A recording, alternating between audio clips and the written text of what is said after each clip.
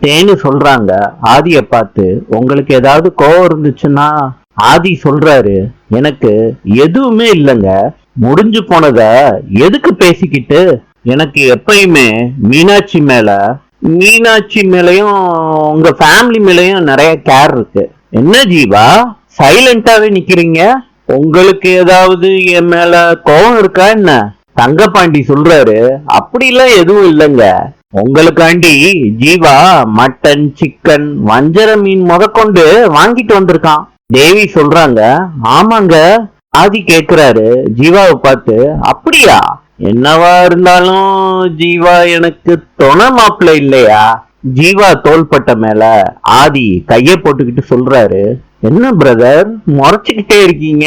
இனிமே நீங்க நிறைய விஷயத்துல எனக்கு நீங்க வழி விட வேண்டியதா இருக்கும். என்ன பூரணி சொல்றாங்க, தம்பி அவன் கிடக்கான், அவங்கிட்ட என்ன தம்பி பேச்சு? நீங்க உள்ள வாங்க. எல்லாரும் உள்ள போறாங்க.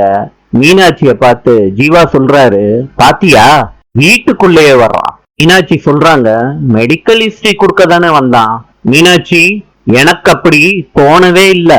ஏதோ ஒரு ஐடியால தான் வந்திருக்கான் இந்த ஆதி. நாளை சந்திப்போம்.